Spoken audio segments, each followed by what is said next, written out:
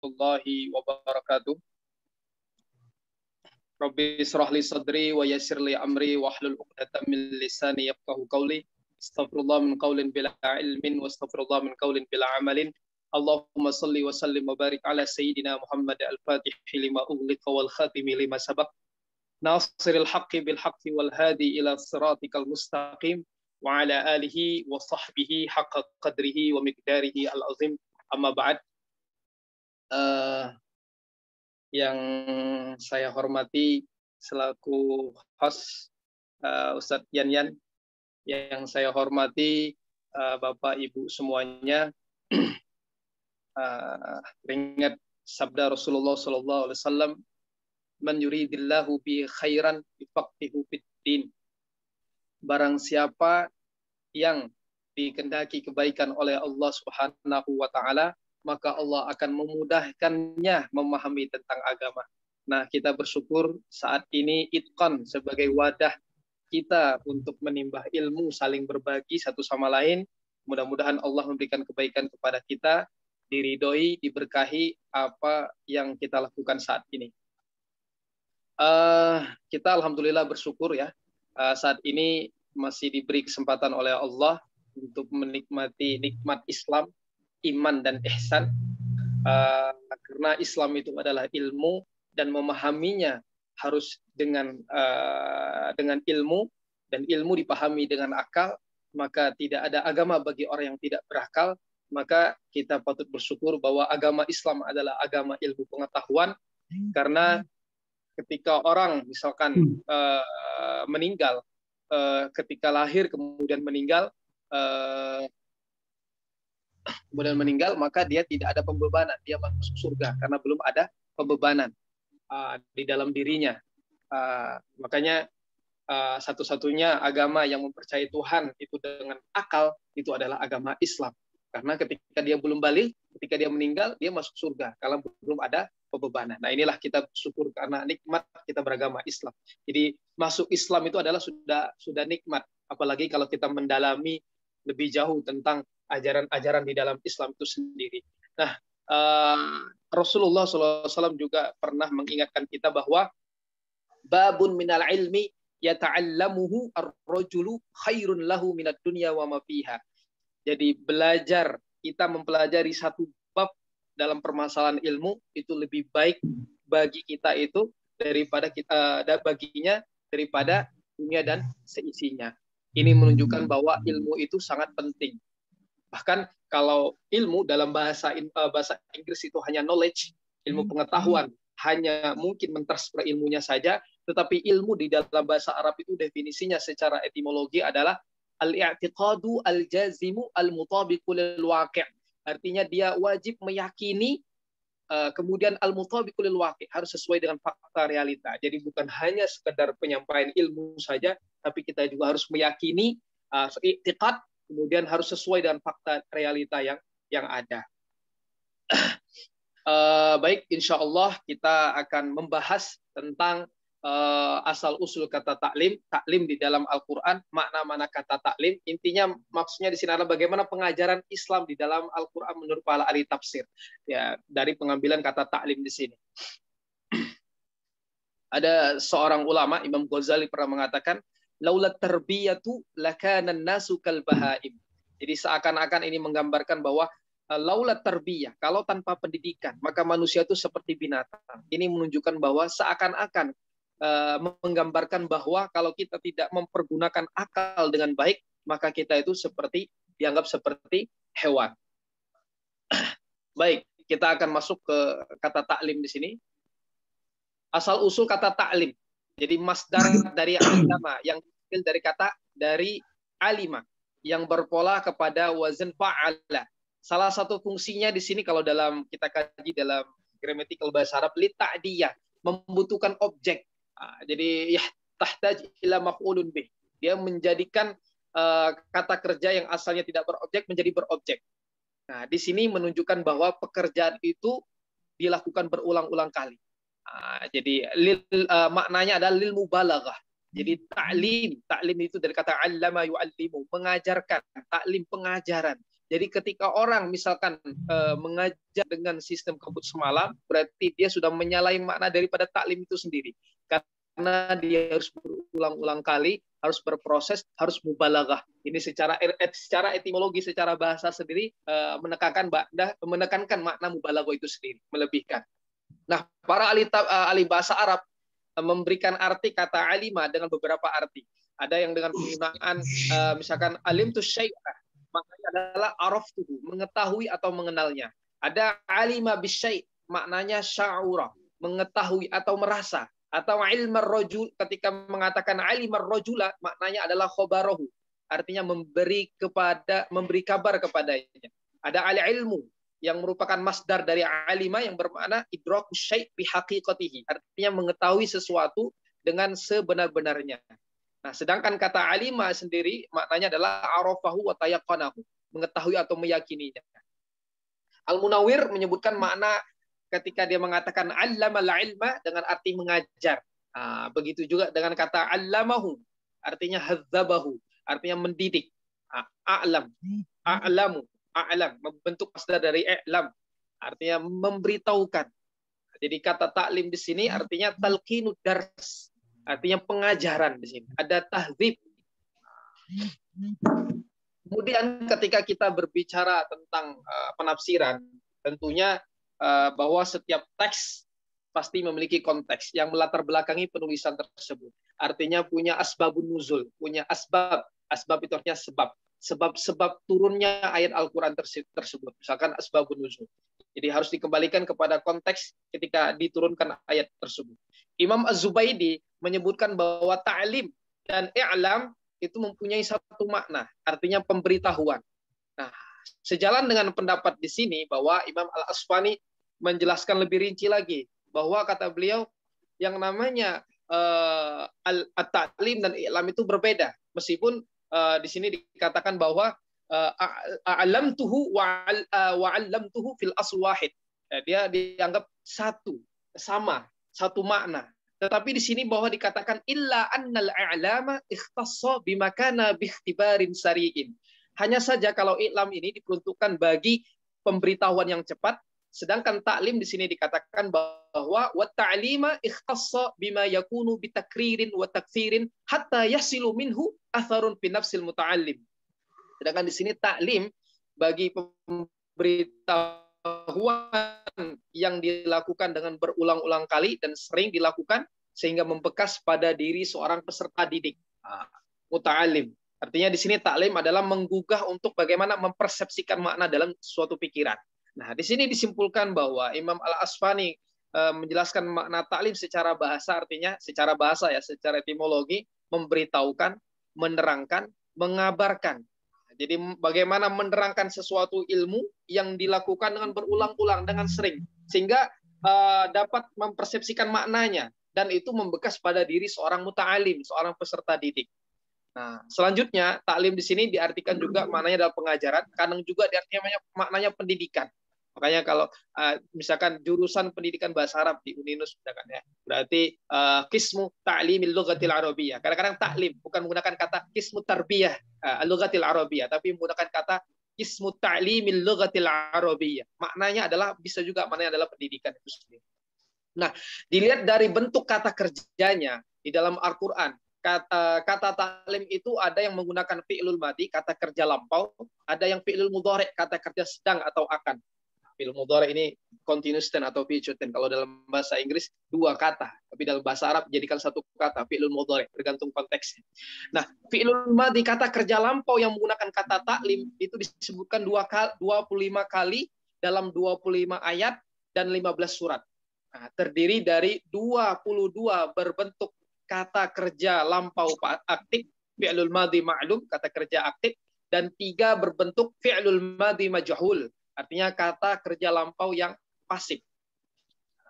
Sedangkan fi'lul mudhari', jadi sedangkan kata kerja sedang atau akan itu disebutkan sampai 16 kali di dalam 14 ayat dan 8 surat. Semuanya berbentuk maklum, semuanya berbentuk kata kerja aktif.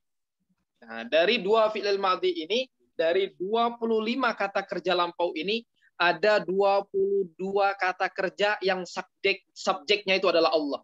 subjeknya adalah Allah. Misalkan Allah yang mendidik, yang dididik siapa? Misalkan manusia, nabi misalkan, rasul misalkan. Baik langsung atau tidak langsung, mungkin dengan melalui perantara Nabi Muhammad SAW ataupun malaikat Jibril. Nah, dengan fi'lul mudhari dari kata taklim di sini digunakan sampai 16 kata dalam fi'lul mudhari, dalam kata kerja sedang ataupun akan.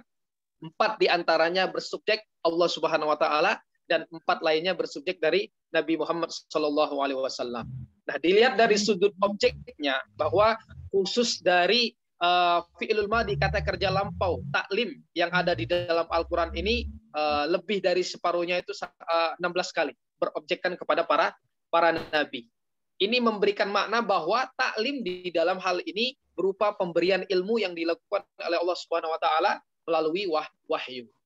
Nah, misalkan kita temukan dalam surat Al-Baqarah ayat 31, wa 'allama Adamal asma'a kullaha, dan dia mengajarkan kepada Adam nama-nama benda seluruhnya. Nah, di sini ketika Imam Al-Maraghi menafsirkan makna allama di dalam surah Al-Baqarah ayat 31 di sini adalah memberikan ilham.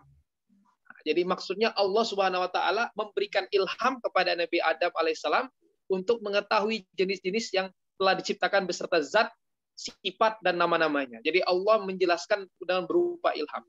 Ada misalkan taklim di sini maknanya mengajar secara langsung. Ada yang berupa ilham. Ada yang berupa langsung dengan berproses tadi. Sedangkan Imam As-Sawi menjelaskan bahwa maknanya adalah alqa, memberikan atau menuangkan. Maksudnya adalah Allah memberikan dan atau menuangkan ilmu ke dalam hati Nabi Adam alaihissalam. Nah, begitu pula dengan Imam Al-Asfahani.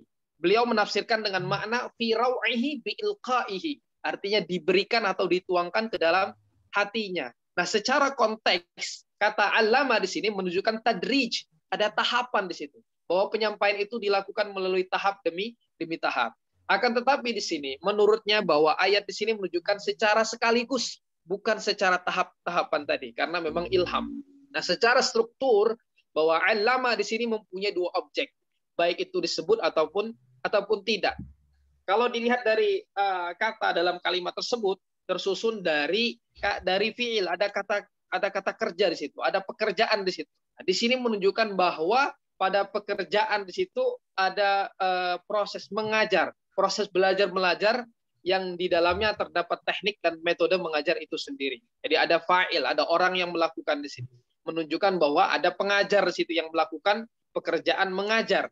Ada maf'ulun bi di situ, ada objek di situ. Objek yang pertama misalkan menunjukkan murid, siswa yang menerima pelajaran tersebut. Ada maf'ulun bi yang kedua di situ, ada objek yang kedua yang menunjukkan materi yang akan diajarkan. Jadi dalam taklim tersirat ada unsur-unsur. Pada dasarnya di situ ada guru, ada murid, ada proses, ada materi pelajaran. Bahkan Syekh Ali Gum'ah Mufti Mesir mengatakan bahwa rukun orang menuntut ilmu itu di antaranya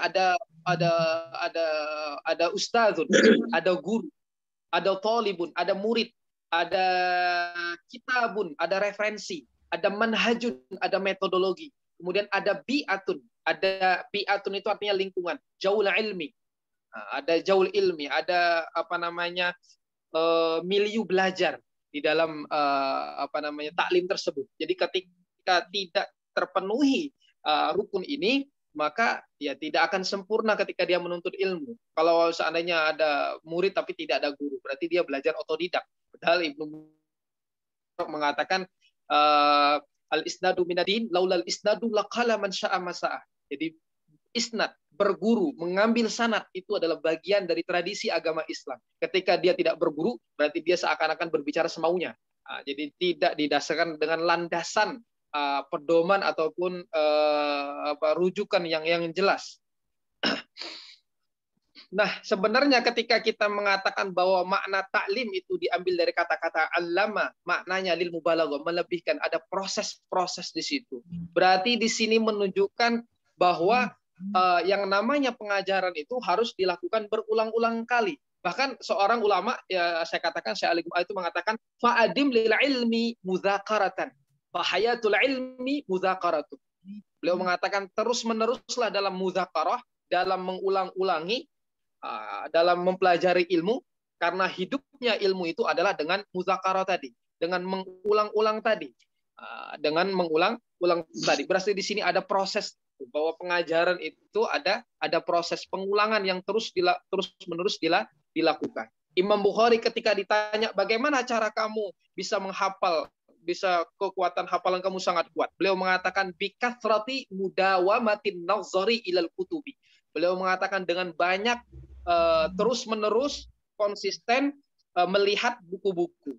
Jadi ilal kutubi. Jadi di sini ada daiman yanzur wa daiman yuraji. Dari dia terus-menerus melihat, menganalisa, kemudian diulang-ulang kembali. Di sini menunjukkan bahwa memang proses dalam belajar, dalam mengajar itu memang butuh yang namanya tahapan-tahapan. Kemudian di dalam surat Ar-Rahman ayat 1 sampai 4, di sini misalkan dikatakan Ar-Rahmanu 'allamal Qur'ana khalaqal insana 'allamahul bayan. Di sini ada kata-kata 'allama, maknanya di sini ada kata-kata ta'lim di sini. Mengandung arti memberitahukan, menjelaskan, memberi pemahaman. Di sini diisyaratkan bahwa Imam As-Sawi ketika menerangkan bahwa makna ta'lim di sini adalah at-tafhim, memberi pemahaman. Ada arrafahu, menerangkan. Jadi dia bukan hanya sekedar menjelaskan, tapi juga memberi pemahaman. Bukan hanya sekedar menjelaskan begitu saja, hanya sepintas, mentransformasi ilmunya, tapi juga lebih daripada itu, bagaimana dia juga bisa memberi pemahaman yang utuh, pemahaman-pemahaman yang sesuai dengan yang diinginkan. Imam Al-Maraghi ketika menafsirkan surat Ar-Rahman ayat 1 sampai 4 di sini adalah mengajarkan Al-Qur'an, mengajarkan hukum-hukum syariah, kemudian memberikan masalah pemahaman yang benar. Imam As-Suyuti menafsirkan kata allama di dalam surat Ar-Rahman ayat 1 sampai 4 di sini adalah menjelaskan, dijelaskan. Kemudian Imam At-Tabari, kita tahu Imam At-Tabari ini salah satu pakar di bidang ilmu tafsir yang menjelaskan tafsir dengan berriwayah, dengan pendekatan menjelaskan dengan hadis. Beliau menjelaskan kata maknanya adalah bassara, memberitahukan, ada arrafa, menerangkan atau menjelaskan, tabayyana, menjelaskan. Tapi di sini secara konteks kata allama di sini diikuti oleh al-bayan, berarti di dalamnya tersirat proses pemberitahuan sesuatu atau proses pemberitahuan ilmu dengan menjelaskannya sehingga penerima itu menjadi paham. Nah, secara struktur objek di sini adalah Nabi Muhammad SAW. Di sini berarti ada pemberitahuan melalui jalan wahyu. Di sini berarti pula bahwa ta'lim itu dapat digunakan bagi para nabi dan rasul, bukan hanya kepada kita sebagai manusia biasa saja. Kemudian di dalam surah Al-Alaq ayat 4 dan 5, Alladzi 'allama bil qalam. Alladzi 'allama bil qalam, 'allamal insana ma lam ya'lam. Di sini juga ada kata-kata 'allama, berarti ada mengandung kata ta'lim di sini. Ada pengajaran di sini. Al-Maraghi, Imam As-Sawi dan Imam Al-Juzi mengatakan pada intinya di sini tidak ada perbedaan pendapat dalam menafsirkan mana 'allama di dalam surat Al-Alaq ayat 4 dan 5 ini. Mereka sepakat dengan menjelaskan bahwa maknanya adalah memberitahukan, menyampaikan ilmu, menulis dengan kalam, menjadikan kalam sebagai alat untuk saling memahami di antara manusia. Al-Hijazi menambahkan penjelasannya bahwa maknanya adalah wahbul ilm, memberi ilmu dari yang tidak tahu menjadi tahu. Tetapi secara konteks, bahwa ayat di sini menunjukkan pentingnya belajar menulis, belajar bahasa tulisan sebagai alat komunikasi, sebagaimana bahasa lisan. Nah, di sini taklim diperuntukkan bagi manusia secara umum dan berbagai tingkatan usia. Jadi tidak ada perbedaan usia. Kemudian taklim di dalam Al-Quran dalam surat Al-Maidah ayat 110. Di sini dikatakan bahwa dan ingatlah di waktu aku mengajarkan kamu menulis hikmah Taurat dan Injil. Nah, di sini ada kata-kata wa id allamtuka al-kitaba wal hikmata wat taurata wal injila. Al-Maraghi di sini menjelaskan bahwa kata allamtuka di sini dengan arti pemberitahuan dengan cara mengajar ilmu, membaca kitab, dan ilmu hikmah itu ilmu yang bermanfaat dunia dan akhirat.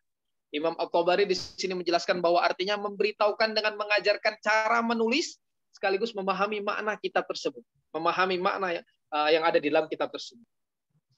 Imam Al-Wadih menjelaskan bahwa kata allama makna adalah mengajarkan, fabata menetapkan, lakona mendiktehkan. Nah, di sini berarti mengajarkan supaya diikuti atau memahamkan secara lisan. Nah, secara konteks dan secara struktur bahwa ayat di sini berkaitan dengan Nabi Isa alaihissalam yang diberi ilmu membaca Alkitab, menulis hikmah Taurat. Di sini juga bercerita tentang hikmah Taurat dan Injil, menunjukkan bahwa proses penyampaian ilmu itu dengan cara diwahyukan kepada Nabi Isa alaihissalam. Ada yang berupa wahyu, ada yang mungkin dengan cara mengajar secara langsung, yang butuh proses lama. Nah, di dalam surat Al-Maidah ayat 4 juga di sini wa ma 'allamtum minal jawarihi mukallibina tu'allimunahunna mimma 'allamakumullah. Sini juga dijelaskan ada kata-kata taklim di sini. Para mufassir sini diantaranya adalah Imam Al-Tabari, Imam Al-Maraghi, Imam Al-Khawarizmi, Imam As-Suyuti. Semuanya mereka berpendapat sama bahwa kata allama di sini menunjukkan ad-dabahul jawarih, artinya melatih binatang supaya pandai berburu. Secara konteks dan struktur di sini dikatakan bahwa kata allama di dalam ayat tersebut dihubungkan dengan binatang buruan.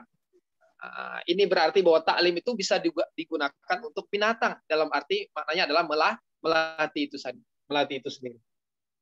Kemudian surah Al-Baqarah juga. Sini dikatakan la ilma lana illa ma 'allamtana.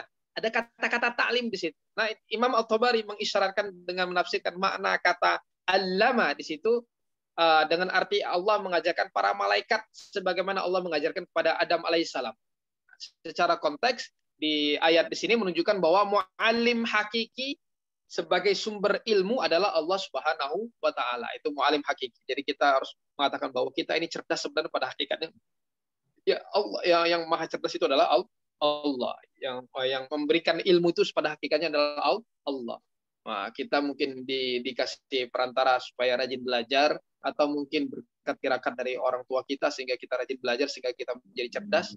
Tapi pada hakikatnya bahwa yang memimpin kita itulah Allah Subhanahu wa taala, yang memberikan ilmu. Sumber daripada ilmu itu adalah Allah Subhanahu wa taala. Secara struktur bahwa ayat di sini objeknya adalah malaikat. Di sini menunjukkan bahwa kata taklim juga dapat diterapkan untuk mengatakan bahwa malaikat pun dididik oleh Allah Subhanahu wa taala. Kemudian di dalam surat Yusuf ayat 101, bahwa wa'allamtani min ta'wilil ahadits, mengajarkan dan telah mengajarkan kepadaku sebagian takbir mimpi. Maksud dari ayat di sini surat Yusuf ayat 101. Imam Al-Maraghi menjelaskan bahwa taklim Allah mengajarkan kepada Nabi Yusuf alaihissalam adalah dengan cara diberikannya ilham, penjelasan tentang apa yang dia inginkan. Disebut juga dengan firasat khusus atau ilmu yang lebih umum daripada itu sendiri. Kemudian Imam Al-Wadih Al-Maraghi menafsirkan sama, bahwa maknanya adalah auha, mewahyukan, alhama, mengilhamkan. Surat An-Nisa ayat 113, wa'allamaka ma lam takun ta'lam. Di sini juga ada makna taklim di situ. 'Allamaka ta'lim. Imam Al-Juzi, Imam As-Sawi tidak menjelaskan mana alama ini secara khusus, tapi mereka hanya menyebutkan bahwa objek yang diajarkan di situ adalah kepada Nabi Muhammad Sallallahu Alaihi Wasallam. Apa yang diajarkan di situ? Hukum, berita tentang sesuatu yang gaib, kitab dan hikmah. Tapi kalau kita melihat objeknya di sini bahwa Nabi Muhammad Sallallahu Alaihi Wasallam sebagai objeknya, maka allama dapat juga diartikan bahwa auha, mewahyukan atau pemberitahuan melalui wahyu. Surat Al-Baqarah ayat 239 juga menjelaskan tentang kama allamakum ma lam takunu ta'lamun. Nah, ketika mungkin ini saya di luar konteks ya, ketika kita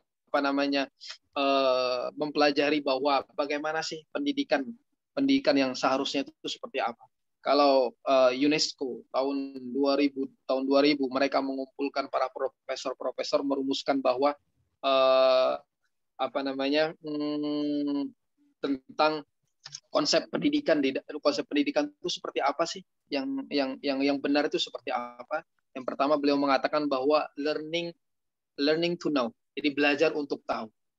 Learning to do, belajar untuk melakukan, berbuat. Jadi dia bukan hanya hanya sekedar pengetahuan saja, tapi bagaimana dia bisa mengaplikasikan, mengimplementasikan apa yang sudah didapatkan dari ibu tersebut. Kemudian bagaimana dia learning to live together, bagaimana dia bisa hidup berbarengan dengan yang lainnya. Kemudian learning to be. Learning to be itu berarti dia belajar bagaimana bisa memberikan suri tauladan kepada orang yang ingin diajarkan.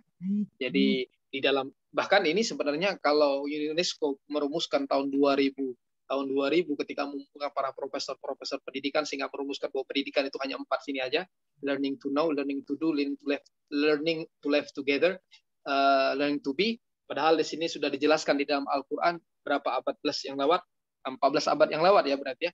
Walladzi ba'atsa fil ummiyina rasulam minhum, dalam surah Al-Jum'ah ayat 2 itu, yatslu alaihim ayatihi. Di sini maknanya learning to know.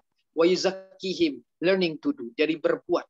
Ketika dia berzakat misalkan, ketika dia menginfakkan hartanya, ketika dia bersedekah, berarti di situ ada nilai-nilai pendidikan. Dia berbuat, dia melakukan. Dia bukan hanya sampai pada pengetahuan saja di akal, tapi juga bisa diterapkan dalam kehidupan sehari-hari. Dia praktekkan apa yang sudah didapatkan dari ilmu tersebut. Wa yuzakkihim wa yu'allimuhumul kitab wal hikmah. Di situ juga. Di sini kalau sudah ada di dalam Al-Quran tentang konsep pendidikan. Kemudian bagaimana misalkan agar, tadi kan saya bilang bagaimana agar pengajaran kita itu bisa maksimal.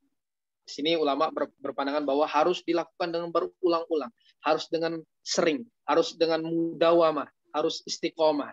Karena apa? Karena memang sebuah culture, sebuah budaya itu lahir dari nilai-nilai, ada value, nilai-nilai yang ditanamkan. Misalkan kita kalau seandainya misalkan bagaimana ketika Anas dididik oleh Rasulullah SAW, kalau seandainya kamu masuk rumah, maka kamu harus membaca mengucapkan salam misalkan.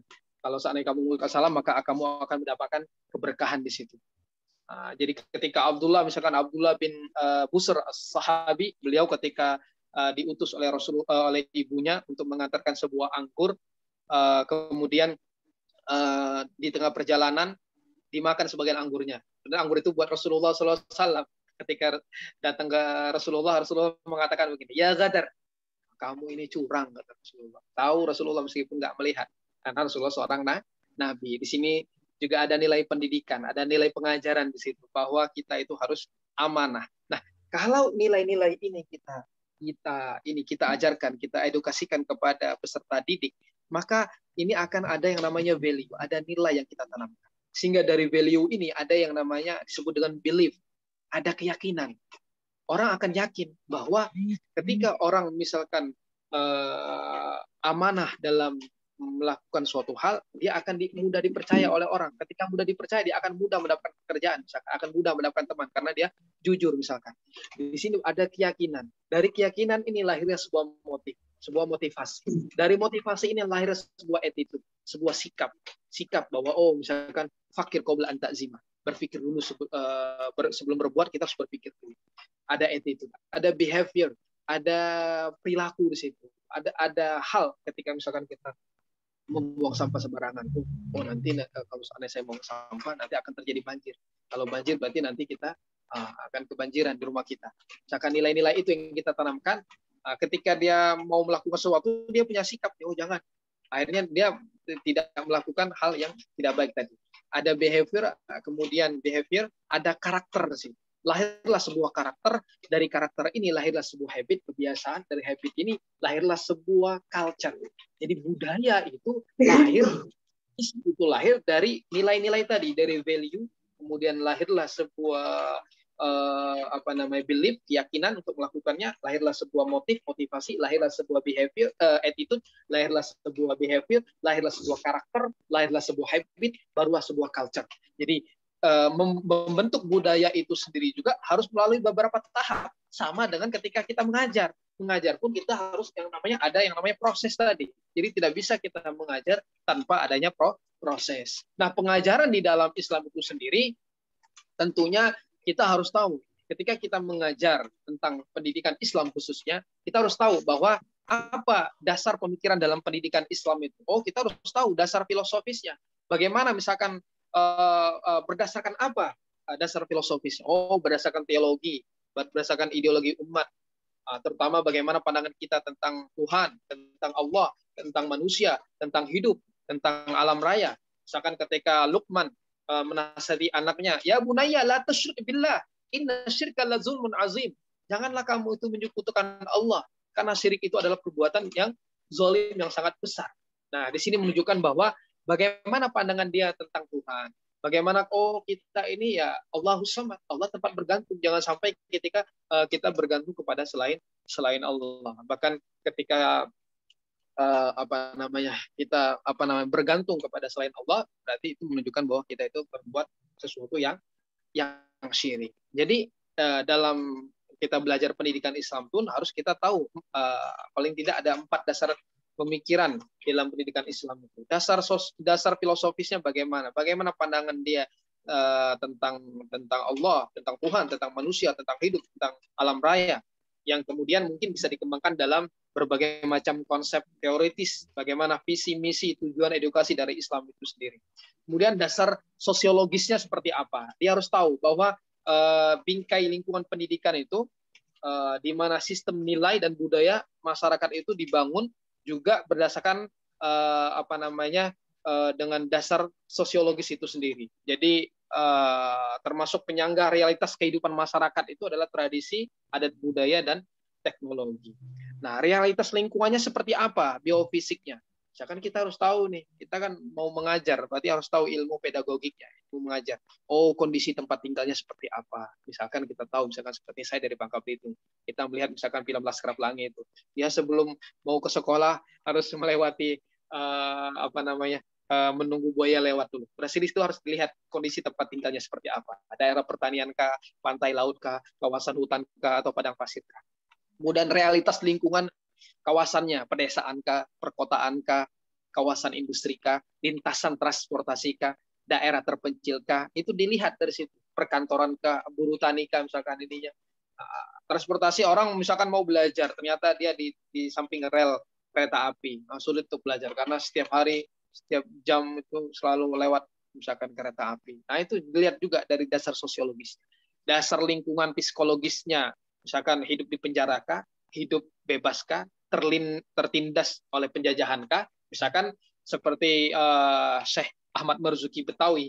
Beliau salah satu ulama di Betawi disebut dengan Guru Marzuki. Ketika beliau menulis kitab Tuhfatur Rahman fi bayani akhlaki bani akhir zaman, nggak mungkin ulama itu ketika dia menulis manuskrip ya, tulisan tangan, menulis sebuah buku karya tidak bersinggungan dengan kondisi saat itu.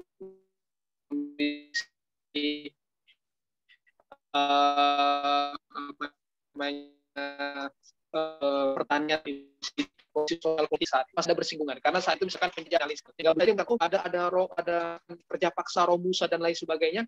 Oh, berarti di sini menunjukkan bahwa Tuhfatur Rahman fi bayani akhlaki bani akhir zaman. Beliau menuliskan bagaimana akhlak orang-orang di akhir zaman. Nah, salah satunya dengan menindas seperti itu. Nah, jadi kita harus tahu misalkan seperti itu. Ada dasar psikologis misalkan. Dasar psikologis di sini kita harus tahu bahwa kita juga harus tahu bahwasanya ada dimensi psikologis di dalam pendidikan itu. Misalkan dilihat dari pandangan psikologis berbasis usia. Periode usia dari 0 sampai 3 tahun itu bagaimana cara ininya. Ternyata 0 sampai 3 tahun itu perkembangan fisik. Berarti dia membutuhkan gizi, kesehatan anak, pelindungan anak ini sangat diperlukan. Kemudian bagaimana peran keluarga itu sangat dominan. Oh, misalkan periode usia 3 sampai 6 tahun. Oh, itu misalkan perkembangan bahasa dan mengenal sesuatu. Dia banyak bertanya, ingin kenal segala sesuatu. Peran keluarga di sini dan pendidik itu sangat penting sekali. Jadi bukan hanya peran seorang guru saja, tapi seorang pendidik itu berarti di sini bisa juga orang tua, karena ada perkataan bahwa mengatakan bahwa al-ummu madrasatul ula, ibu itu adalah sekolah pertama. Idza a'dattaha faqad a'datta sya'ban thayyibal a'rab. Kalau seandainya kamu sudah mempersiapkan ibu yang baik, berarti kamu sudah mempersiapkan generasi yang baik juga ke depan. Itu menandakan bahwa harus ada sinergitas antara seorang guru dan orang tua itu sendiri. Ada periode misalkan 6 sampai 9 tahun. Ini disebut dengan periode imitasi sosial, social imitation. Artinya masa meniru. Di sini berarti diperlukan peneladanan dari orang di sekitar kita. Ada figur di situ. Sama seperti yang dijelaskan tadi, konsep pendidikan yang ditelurkan oleh para profesor ketika di UNESCO tahun 2000 tadi, ada learning to be di situ, ada suri tauladan di situ. Jadi dia bukan hanya mentransfer ilmunya, kemudian dia berbuat, tapi dia juga memberikan contoh. Kemudian misalkan periode 9 sampai 12 tahun, ini disebut dengan periode second start of individualization. Jadi mereka di sini sudah ingin diperhatikan, sudah ingin disanjung. Dan mereka juga sudah mulai punya sikap, punya ide, sudah mulai membantah, sudah meminta konfirmasi. Kemudian 12 sampai 15 tahun, ini periode disebut dengan social adjustment, penyesuaian diri secara sosial. Dia sudah mulai merasa mempunyai peranan, sudah mulai mengenal lawan jenis, mulai tumbuh sikap-sikap humanistiknya. Dan di sini yang harus digarisbawahi bahwa bagaimana pemantapan sikap perilaku yang Islami perlu sekali dikokohkan dan diperkuat. Karena usia 12 sampai 15 tahun itu biasanya misalkan orang lagi masa pubernya. Ini kalau tidak diajarkan dengan edukasi yang secara Islam, maka ya akan sulit nanti untuk mendidiknya. Nah, periode misalkan 15 sampai 18 tahun ini masa transisi anak menjadi dewasa. Jadi orang tua dan pendidik jangan terlalu mendekatkan. Jadi perlu yang adanya dialog atau tukar pikiran dengan mereka. Artinya apa? Berarti di sini dasar pemikiran dalam pendidikan Islam itu dia bukan hanya sekedar mengajarkan, tapi dia harus tahu dasar filosofisnya. Dasar filosofisnya harus berdasarkan teologi ataupun ideologi umat Islam. Dasar sosiologisnya seperti apa? Dasar psikologisnya seperti apa, kemudian dasar ilmiahnya seperti apa, yang mungkin bisa dikonstruksikan berdasarkan hasil kajian yang matang. Misalkan kita sebagai mahasiswa, kita sebagai dosen, misalkan kita harus ada bukti nyata bahwa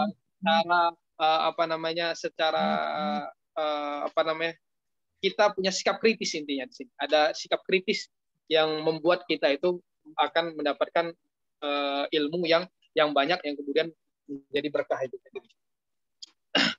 Nah, saya ingin mengatakan bahwa kenapa kita ketika pentingnya di dalam Islam itu untuk menekankan tentang masalah ilmu ini. Karena ada Imam Malik mengatakan man tasawwafa wa lam yatafaqah faqad tazandaq. Orang yang bertasawuf tapi dia tidak mengetahui fikihnya, tidak mengetahui hukum-hukumnya, berarti tidak mengetahui fikih ini berarti dia tidak mengetahui ilmu.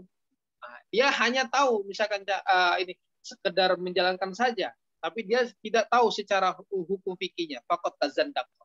Wa man tasawwa wa man yatafaqah wa man tafaqqaha wa lam yatasawwaf, orang yang tahu fikih tapi tidak bertasawuf, faqad tafassaq, dia akan menjadi fasik. Wa man jama'a bainahuma faqad tahaqqaqa. Barang siapa yang mengkombinasikan, memadukan antara tasawuf dan fikih ini, maka benarlah dia dalam berislam itu sendiri. Berarti di sini menunjukkan bahwa ilmu itu penting. Jadi kita tidak bisa melakukan sesuatu tanpa didasari dengan ilmu. Makanya ada ulama mengatakan al-ilmu bila amalin al-ilmu bila amalin kasyajari bila tamarin. Ilmu tanpa diamalkan dia seperti pohon yang tak berbuah. Tapi ada ulama yang mengatakan al-amalu bila ilmin, beramal tanpa didasari dengan ilmu, yufsidu aktsar min ayusliha. Dia akan lebih banyak mudaratnya daripada manfaatnya. Kenapa? Karena dia beramal tanpa didasari dengan ilmu. Berarti di sini kita harus menekankan tentang masalah ilmu ketika pengajaran. Karena pengajaran itu bukan hanya dari misalkan skill kita yang diajarkan, tapi juga secara intelektual, secara rohani juga diajarkan pendekatannya. Kemudian di sini dijelaskan bahwa Imam dalam misalkan di sini surat An-Nisa ayat 113, surat At-Thaha ayat 71 dan surat Asy-Syu'ara ayat 49. Di sini ada kata-kata taklim juga. Innahu lakabirukumul ladzi 'allamakumus sihr.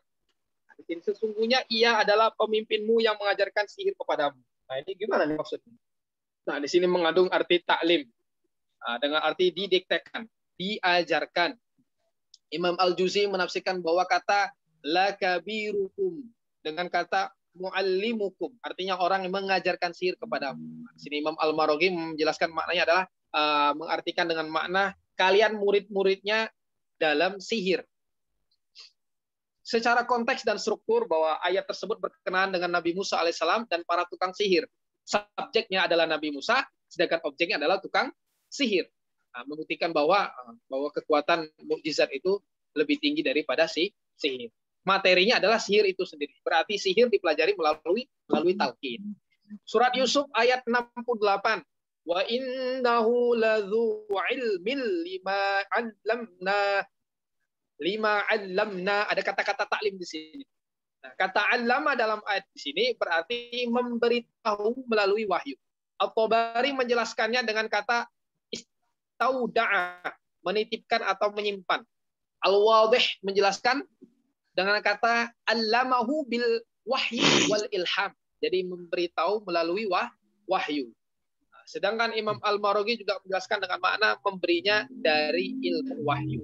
Nah, secara konteks bahwa ayat tersebut berkaitan dengan Nabi Yakub alaihissalam. Ketika saya mengatakan secara konteks berarti maksudnya adalah asbabun nuzulnya ayat tersebut berkaitan dengan Nabi Yakub alaihissalam yang diberi oleh Allah ilmu takwil mimpi. Nah, maka taklim di sini menunjukkan bahwa transformasi ilmu itu secara langsung melalui wahyu. Kemudian dalam surat Al-Kahfi ayat 65, wa'allamnahu min ladunna ilma. Sini Al-Juzi memaknai kata allama di sini artinya apa? Memberi secara langsung. Secara konteks ayat ini menceritakan bagaimana Nabi Khidir yang diberi ilmu gaib. Berarti di sini menunjukkan bahwa kata taklim dalam ayat ini bermakna transformasi ilmu melalui wahyu. Dalam surah Al-Anbiya ayat 80, wa'allamnahu san'ata labus. Di sini ada kata-kata taklim juga. Apa makna kata taklim dalam ayat di sini? Maknanya adalah alqa, memberikan, atau auha, mewahyukan. Nah, dikemukakan oleh seorang ulama mufassir, oleh Imam As-Sawi dan Imam Al-Juzi, mereka mengatakan bahwa maknanya adalah memberikan, auha, mewahyukan.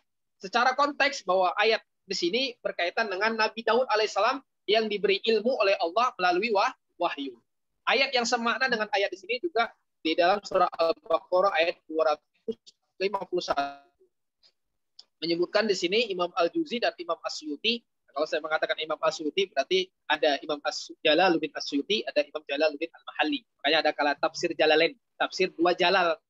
Jalaluddin As-Suyuti, Jalaluddin Al-Mahalli. Nah, ini menurut Imam Jalaluddin As-Suyutinya menyebutkan makna kata allama di sini adalah Allah mengajarkan kepada Nabi Daud alaihissalam. Kemudian surat Yasin ayat 69, wa 'allamnahu syi'ra. Nah, di sini menunjukkan ada kata-kata allama di situ. Ada taklim mengajarkan melalui wahyu. Secara konteks bahwa ayat di sini berkaitan ketika Nabi Muhammad SAW, Allah Subhanahu Wa Taala tidak mengajarkan kepada Nabi Muhammad SAW Quran berupa syair. Quran berupa syair. Al-Baqarah ayat 282 juga di sini ada kata-kata taklim di situ. Imam As-Sawi menjelaskan maknanya adalah faddalah. Artinya memberi keutamaan. Imam As-Suyuti menjelaskan maknanya adalah amarahullah. Artinya apa yang dikatakan oleh Allah. Kata amau juga bisa artinya apa yang diajarkan. Juga maknanya juga allamahu. Imam At-Tabari dan Imam Al-Khawarizmi mengatakan maknanya allamahu. Secara struktur dan konteks bahwa ayat ini berkenaan dengan katib di mana Allah mengajarkan kepadanya menulis. Hal ini menunjukkan adanya proses taklim. Surah An-Najm ini ada banyak ya sebenarnya. Kalau kita jelasin agak cukup banyak juga ini. Dalam surat An-Najm ayat 5 ada kata-kata taklim juga di situ. Kemudian dalam surat Al-An'am ayat 91 ada kata taklim juga di situ. Kemudian surat An-Najm ayat 16. Surat Al-Kahfi ayat 66. Surat Al-Imran ayat 79. Kemudian surat Al-Hujurat ayat 16. Di sini juga berkenaan dengan tentang masalah taklim. Misalkan ketika Allah berfirman, "Qul atu'allimunallaha bidinikum." katakanlah kepada mereka, apakah kamu akan memberitahukan kepada Allah tentang ajaran kamu, keyakinanmu? Di sini Imam Al-Wadih, Imam As-Suyuti, dan Imam Al-Maraghi dan Al-Juzi sependapat bahwa maknanya adalah tu'allimuna, berarti tukhbiruna. Sepakat maknanya sama. Ya, ini suka muncul iklan. Kemudian di dalam surat Al-Maidah ayat 5 ayat 4 juga berkenaan dengan taklim. Di sini secara konteks misalkan dihubungkan dengan binatang buruan. Berarti taklim itu bisa digunakan untuk binatang dalam arti melatih. Tu'allimunahunna mimma 'allamakumullah. Kamu mengajarkannya menurut apa yang telah diajarkan Allah kepadamu. Di sini maknanya adalah kalau menurut As-Sawi dan At-Tabari, maknanya adalah tu'addibunahunna. Surat Yusuf ayat 21 ini juga sama. Kemudian surah Al-Baqarah 202 berkenaan dengan taklim juga. Surat Yusuf ayat 6. Surah Al-Baqarah ayat 151. Surat Al-Baqarah 282 berkenaan dengan taklim. Surah Ali Imran ayat 48. Surat An-Nahl ayat 103. Di sini juga berkenaan dengan taklim juga. Angkatan Laut Laksamana Yudo Margono mengatakan tim mengalami kesulitan dalam pencarian hingga menghadapi risiko. Halo?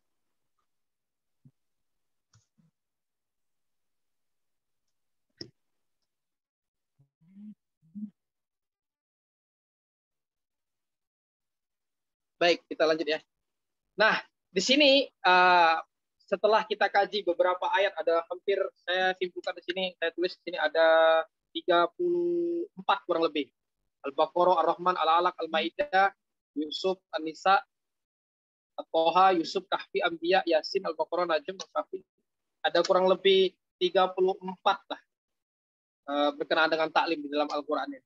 Tapi pada dasarnya mana-mana taklim ini setelah disimpulkan dari beberapa pendapat para ulama, dari beberapa surat tadi, makna taklim di sini adalah proses pemberitahuan sesuatu dengan berulang-ulang ataupun sering, sehingga muta'alim, sehingga siswa atau peserta didik itu dapat mempersepsikan maknanya dan berbekas pada dirinya. Kemudian di sini juga makna taklim juga dikatakan bahwa menunjukkan proses yang memperhatikan aspek intelektual. Kemudian yang kedua, taklim di sini maknanya taklim robbani, penyampaian sesuatu melalui wahyu atau ilham dengan cara misalkan Allah menghadapi jiwa seseorang dan memandangnya dengan pandangan ilahi.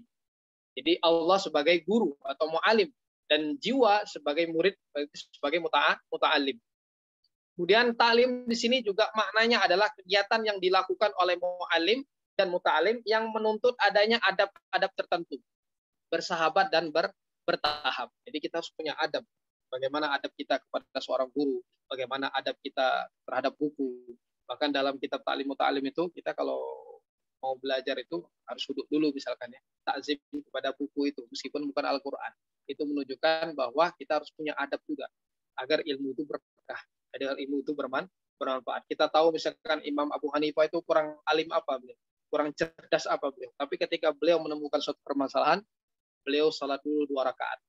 Apakah ketika beliau setelah salat 2 rakaat itu akan muncul jawabannya? Maknanya bukan seperti itu, tapi menunjukkan penyucian jiwa kita, biar kita itu agar kita ketika menyampaikan sesuatu itu memang benar-benar Allah yang mengarahkannya. Jadi kita ingin mendapatkan petunjuk dari Allah Subhanahu wa taala agar ketika kita menyampaikan itu Allah permudah lisan kita menyampaikan ilmu tersebut. Di sini dikatakan bahwa yang ketiga adalah taklim adalah kegiatan yang dilakukan oleh mu'alim, oleh seorang guru, dan muta'alim dan peserta didik yang menuntut adanya adab-adab tadi ya. Sudah ini. Yang keempat, penyampaian materi di dalam taklim diiringi dengan penjelasan sehingga muta'alim, sehingga peserta didik menjadi tahu. Jadi yang tadinya tidak tahu menjadi tahu, yang paham jadi paham. Sebenarnya adanya proses kegiatan di dalam ilmu itu sendiri. Yang kelima, taklim bertujuan agar ilmu yang disampaikannya itu bermanfaat. Jadi ketika kita menyampaikan ilmu, kita harus niat karena Allah, kemudian harus bagaimana agar ilmu transformasikan lagi ilmu itu kepada orang lain. Kemudian agar bagaimana ilmu yang kita sampaikan itu melahirkan amal soleh. Orang itu jadi berubah, jadi bukan kita ngajarin masuk telinga kanan, keluar telinga kiri. Tapi bagaimana ketika dia mendapatkan ilmu, dia bisa menerapkan ilmu tersebut, memberi petunjuk kepada jalan kebahagiaan dunia akhirat untuk mencapai ridho Allah Subhanahu wa taala. Tujuan kita melakukan beramal itu kan supaya kita mendapatkan ridho dari Allah Subhanahu wa taala. Dan kita harus tanamkan kepada seorang peserta didik itu niat pertama kali menuntut ilmu itu harus karena Allah. Jangan karena lain. Jangan supaya misalkan supaya mendapatkan sekedar mendapatkan IPK yang bagus, sekedar mendapatkan nilai yang bagus, sekedar mendapatkan supaya dipandang bahwa kita itu cerdas, pintar. Jangan sampai niatnya seperti itu. Tapi bagaimana kemudian kita niatnya memang benar-benar karena Allah Subhanahu wa taala agar ilmu yang kita sampaikan itu menjadi bermanfaat.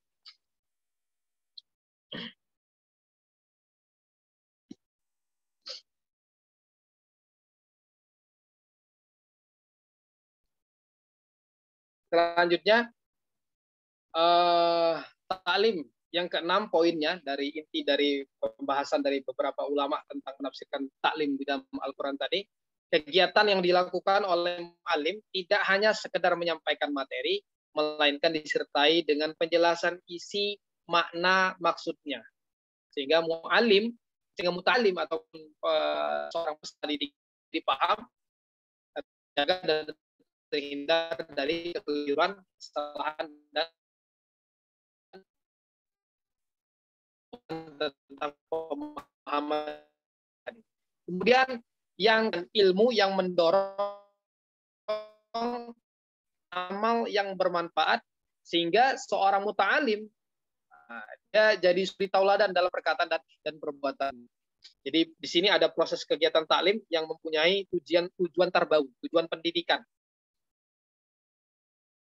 Kemudian yang kedelapan, taklim di sini dilakukan dengan niat karena Allah Subhanahu wa taala dengan metode yang mudah diterima. Makna ini menunjukkan bahwa ada motivasi dalam taklim dan caranya itu. Ada motivasi dan dikasih tahu bagaimana motivasinya agar kita itu menjadi semangat, agar kita mau mengamalkan apa yang disampaikan tadi. Metodenya yang mudah diterima, karena at-thariqu ahammu minal madah, bahwa thariqah, metode itu lebih penting dari sekedar materi. Materinya bagus mungkin, tapi kalau metode penyampaian yang kurang bagus itu juga mungkin barangkali kurang pas. Tapi yang paling penting adalah ruhul mudarris. Ruhul mudarris itu lebih penting dari sekedar metode. Jadi dia benar-benar niat karena Allah. Dia benar-benar niat bikin persiapan yang matang untuk mengajar itu tadi. Berarti itu menunjukkan bahwa dia punya kesiapan. Dia ingin bahwa yang disampaikannya juga bisa disampaikan lagi kepada orang lain. Kemudian Yahya mengatakan bahwa seorang mu'alim hendaknya berniat dengan mengharapkan ridho Allah Subhanahu wa taala dalam taklimnya. Sementara di sini dikatakan, ada ulama yang lain mengatakan bahwa guru harus mengusahakan agar pengajaran yang diberikan kepada murid mudah diterima dan ia harus memikirkan metode yang akan digunakan itu apa. Bisa juga. Yang kesembilan, sifat mu'allim, sifat seorang guru dalam kegiatan taklim, dalam pengajarannya tidak boleh pilih kasih. Harus sayang kepada semuanya. Jadi nggak boleh misalkan pilih kasih. Wah ini cerdas. Yang di belakang misalkan bodoh. Misalkan, karena dalam kamus kita itu sebenarnya nggak ada kata bodoh. Yang ada itu malas. Bisa jadi dia itu karena orang tuanya broken home. Sini dulu saya pernah mengajar ya. Ketika saya lulus dari Gontor tahun 2007, saya pengabdian ketika itu santri di Gontor 1 di Ponorogo, pengabdian di Lampung. Saya mengajar, saya sempat mohon maaf ya, saya sempat agak sedikit inilah dengan orang yang mungkin agak acuh tak acuh. Ternyata keluarganya broken home. Jadi dia kepikiran, akhirnya ngaruh ke psikologi, akhirnya dia nggak punya semangat. Jadi kita jangan langsung, ini pelajaran ya, saya pengalaman ini. Jadi jangan langsung memarahi. Oh ternyata bisa jadi orang seperti itu ada penyebabnya, ada hukum kausalitas, sebab akibatnya. Oh dia kayak gini nih, oh karena itu.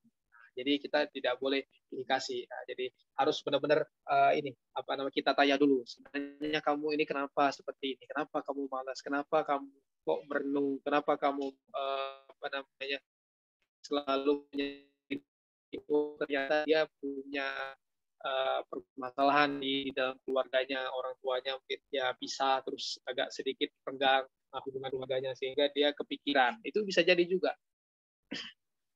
Berlaku baik dalam mengajar, bersikap lemah lembut, memberi pengertian dan pemahaman, kemudian menjelaskan dengan menggunakan nas, tidak dengan ro'yu kecuali bila diperlukan. Artinya nas ini berarti kita dengan Al-Quran dan hadis. Ro'yu ini berarti dengan logika. Tapi bisa jadi juga dengan logika kalau memang diperlukan ketika menjelaskan. Misalkan kita tahu bahwa fleksibel, ada yang dogmatis yang tidak menerima kritik. Yang fleksibel itu ya misalkan bahwa sesuai dengan konteks ya. Kayak ada kaidah usul fiqh, al-hukmu ala syai'in far'un an tasawwuri. Kita tidak bisa menghukumi segala sesuatu apapun itu sebelum kita mengetahui gambaran dari permasalahan itu, baru kemudian kita menghukumi. Bentuk ajaran Islam yang fleksibel itu seperti apa misalkan? Oh seperti misalkan zakat. Kita sebentar lagi ini mau Idul Fitri, sebelum Idul Fitri berarti kita harus menunaikan zakat fitrah. Oh zaman Rasulullah nggak ada beras, zakatnya dengan kurma dan memaksakan dengan kurma, sementara kita tidak bisa hidup di Indonesia itu tanaman kurma misalkan. Terus bagaimana? Makanya hukum dalil di dalam Islam itu ada dua, ada muttafaqun alaih, ada mukhtalaf fih. Muttafaqun alaih itu yang disepakati para ulama ada 4, ada Al-Quran, hadis, ijma', qiyas. Kalau mukhtalaf fih ada banyak, ada saddu zara'i, ada istihsab, ada istihsan, ada al-urf dan lain sebagainya. Tetapi di sini misalkan dikiaskan karena sama-sama sama-sama makanan pokok sehingga boleh kita apa namanya berdekat dengan beras karena sama-sama bahan pokok, dikiaskan misalkan seperti itu. Jadi mendahulukan nas tapi juga boleh dengan roh bila diperlukan. Bagi dengan kias tadi ya, dengan kias menganalogikan sama-sama bahan pokok maka boleh. Jadi saya katakan bahwa kita itu bukan mengikuti zaman Rasulullah, tapi mengikuti metodologi Rasulullah dalam berdakwah. Ketika kita mengikuti metodologi Rasulullah dalam berdakwah, maka itu akan selalu relevan dengan zaman. Tapi kalau kita mengikuti zaman, ya zaman sudah lewat. Jadi kita mengikuti metodologi Rasulullah dalam berdakwah, maka itu akan selalu relevan dengan zaman. Kemudian selanjutnya, makna-makna taklim di sini, pada kegiatan taklim tersirat adanya mu'alim, ada guru sebagai pengajar, ada yu'alim, ada proses kegiatan belajar mengajar, ada muta'alim, ada murid yang menerima pelajaran, ada al-ilmu, materi atau bahan yang disampaikan. Nah, pada umumnya dalam taklim itu materi itu disebutkan juga. Materinya apa misalnya. Jadi berarti ini ya, apa namanya, isi kurikulumnya misalkan, kurikulumnya jelas, jadi bukan hanya guru murid, metodologi, kurikulumnya, referensinya, kemudian lingkungannya. Lingkungan juga mendukung sekali. Karena ada hadis mengatakan, Rasulullah pernah bersabda, iyakum wa hadra'ud diman. Ada yang bertanya, ma hadra'ud diman ya Rasulullah? Apa itu hadra'ud diman? Hadra'ud diman itu al-mar'atu al-jamilatu fil manbatis su'. Wanita yang cantik tapi di lingkungan yang tidak baik. Artinya apa? Lingkungan itu sangat mendukung. Kalau orang baik di lingkungan yang tidak baik, bisa jadi dia terkontaminasi, dia menjadi tidak baik. Tapi kalau mungkin dia kalau tidak mudah terpengaruh, ya dia tetap baik. Tapi yang jelas lingkungan itu sangat mendukung. Makanya Syekh Ali Gum'ah menjelaskan bahwa rukun menuntut ilmu itu ada guru, ada murid, ada metodologi, ada referensi, dan ada kurikulum, dan ada ini apa namanya, bi'ah, lingkungan, jaul ilm, ada milieu belajarnya itu mendukung. Kemudian yang ke-11, muallim yang sebenarnya secara mutlak adalah Allah Subhanahu wa taala sebagai sumber ilmu, itu Allah. Mana di sini menunjukkan bahwa hakikat taklim di sini muallim yang sebenarnya secara mutlak adalah Allah Subhanahu wa taala. Abdurrahman Al-Albani mengatakan bahwa murabbi yang sebenarnya adalah Allah Subhanahu wa taala. Al-Atas memperkuat makna ini dengan mengatakan bahwa sesungguhnya Allah dialah sumber daripada semua ilmu. Yang ke-12 mana-mana kata taklim di sini adalah taklim terjadi pada diri manusia juga bisa terjadi pada binatang. Jadi taklim itu bukan hanya kepada manusia saja, tapi juga pada binatang. Seperti kita melatih binatang misalkan dalam berburu itu boleh.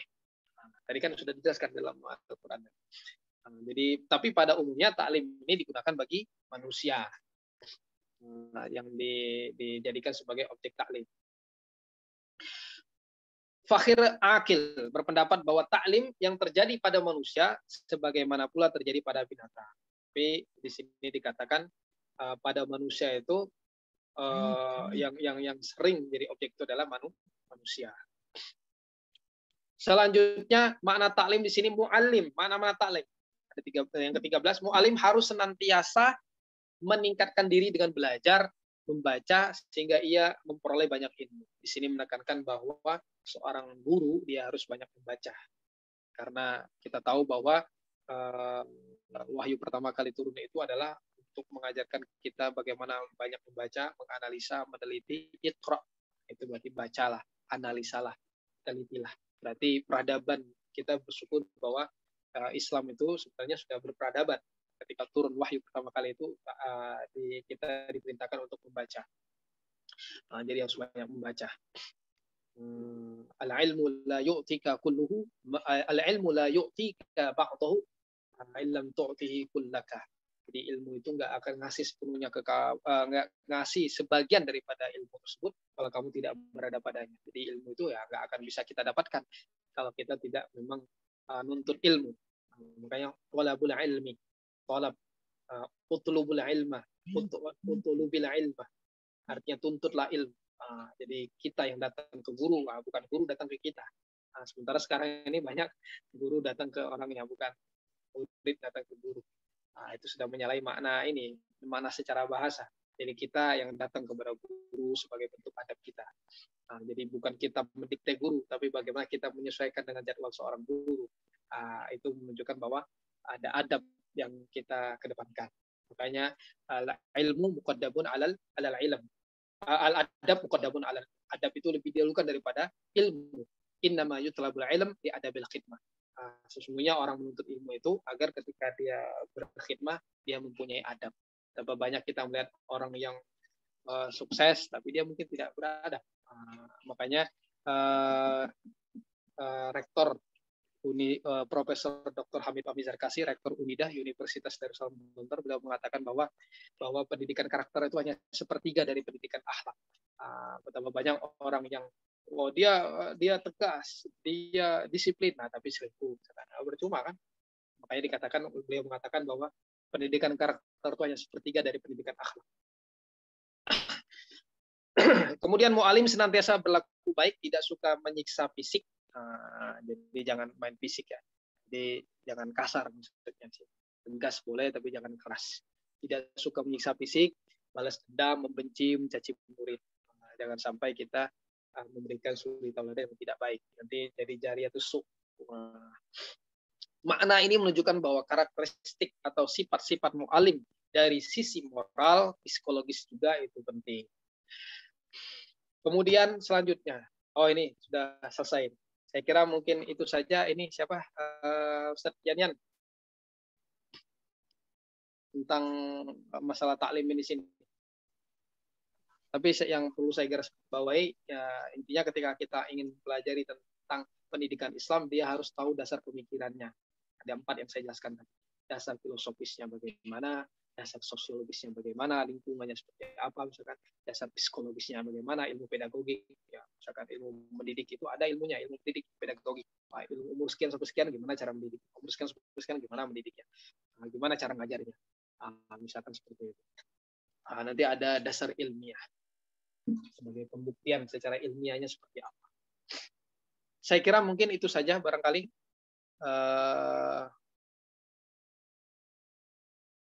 Ustadz Yanyan, sepertinya Ustadz Yanyan ini sedang ada kegiatan dengan dosennya di UIN. Win Bandung ya. Win Sunan Gunung Jati ada kegiatan tadi. Saya kira mungkin itu saja ya. Kita tutup saja pengajian kita kali ini tentang taklim. Mudah-mudahan ilmunya berkah, mudah-mudahan ilmunya bermanfaat. Wallahu muwaffiq ila aqwamit thoriq. Assalamualaikum warahmatullahi wabarakatuh.